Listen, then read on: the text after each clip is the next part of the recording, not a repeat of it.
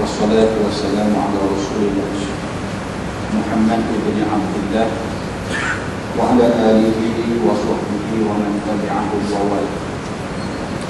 سبحانك لا علم لنا إلا ما علمتنا إنك أنت العليم الحكيم. اللهم رب اشرح لنا صدرنا ويسر لنا أمرنا واحلل عقدة من لساننا يفقهوا قولنا. أما بعد. Assalamualaikum warahmatullahi wabarakatuh. Alhamdulillah, sekali kali sama-sama kita bersyukur kepada Allah Subhanahu wa taala kerana dengan taufik dan hidayahnya, alhamdulillah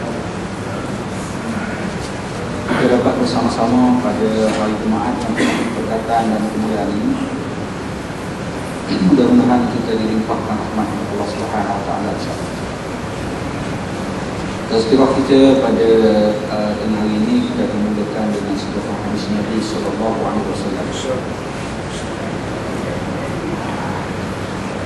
Bismillahirrahmanirrahim. Liyastarji' ahadukum fi shis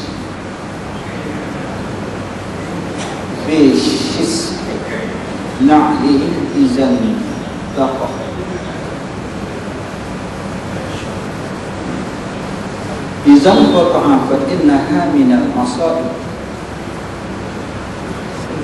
Ini satu tuntutan daripada baginda Nabi sallallahu alaihi wasallam. Dia kata, "Yastarji' ahadukum fi shis." Adalah kita mengucap yastarji' ini mengucap inna lillahi wa inna ilaihi raji'un. Bila walaupun terputus tali seliput, tuntutan yang sampai ke situ. Bukan nanti orang mati je, bukan nanti orang sakit, bukan nanti orang ditimpa musibah saja, bukan orang yang menghadapi musibah-musibah besar sahaja.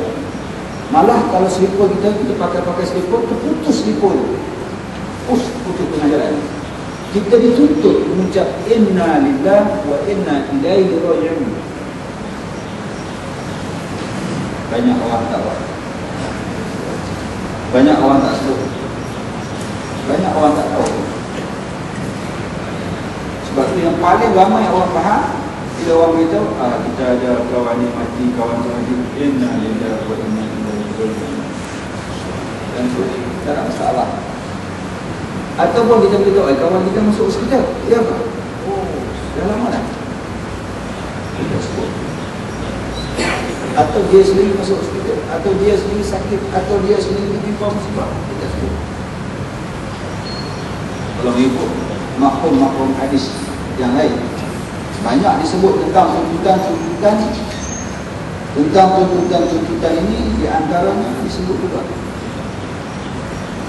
ma min muslimin yusab, siapa sahaja orang muslim yang ditimpa oleh musibah, bi musibatin wa in qadum ahluha fa ahdasa laha. Walaupun musibah itu dah lama dah timpa, kena lama dah, 10 tahun dulu, bukan baru kena 10 tahun dulu, tapi hari ni baru kita tahu tuntutan inna lillahi wa inna ilaihi raji'un itu kena sebut. Maka kita kena sebut hari ini sebagai qada, kita kena sebut. Katakan 10 tahun dulu kita ditimpa musibah, hari ini kita baru tahu, maka dituntut kita mengucapkan inna lillahi wa inna ilaihi raji'un. Insya-Allah untuk musibah yang 10 tahun dulu. Siapa sekarang mau sebut? Sebab tahu-tahu.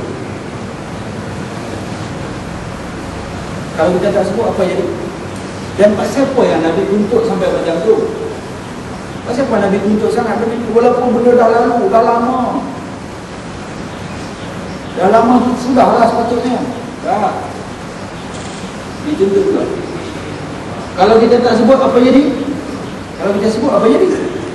Yang dituntut sangat tu.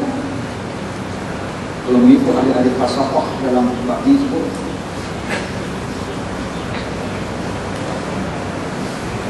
kalau kita tak tutup, kita tak sebut, bermakna kita tak heran dengan musibah yang pernah timpa kita.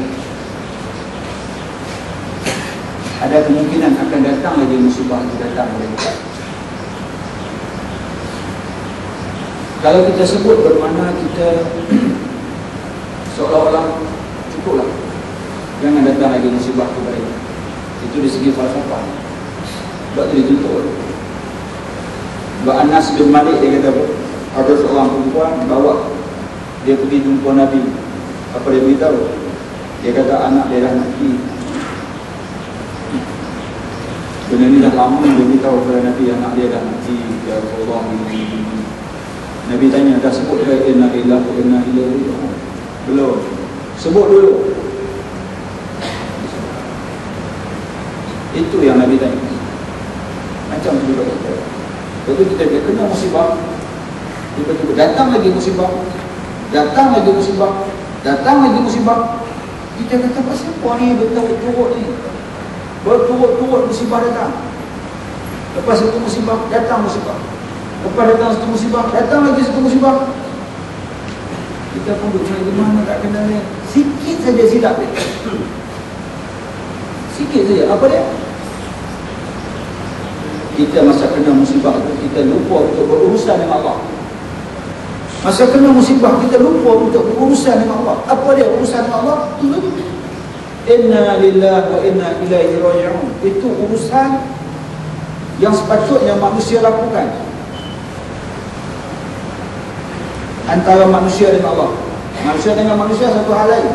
Tapi manusia dengan Allah, Allah nak dengar benda itu terbit daripada mulut dia. Sebab tu di antaranya manusia itu ditimpa musibah kerana Allah rindu nak dengar perkataan yang terbit daripada mulut dia. Banyak benda yang boleh terbit daripada mulut kita, seperti subhanallah, inna lillahi wa inna ilaihi raji'un, Allahu akbar dan sebagainya. Kalimah-kalimah thayyibah ni Allah nak dengar sehari kalau boleh berkali-kali. Berkali-kali. Kalau besar benda tu, maka ucapannya besar. Kalau kecil, benda ucapannya kecil. Gitu. Ini tuntutan.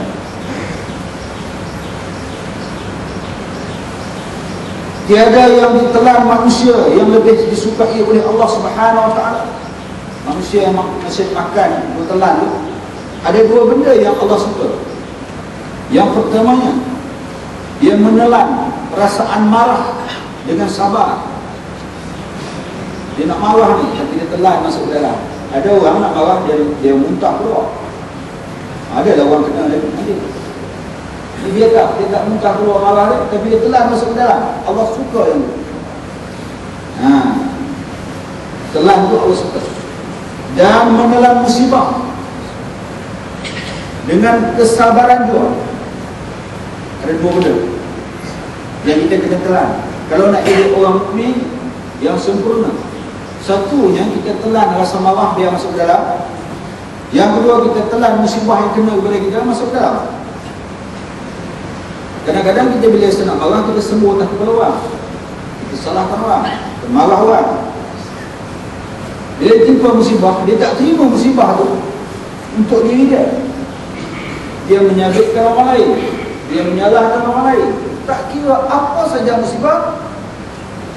Sebab tu dia semua sebut inna lillahi wa inna ilaihi raji'un. Apa yang dapat? Bila dia sebut, Allah datangkan kekuatan dalam diri dia untuk menelan benda ni, baru dia dapat kekuatan.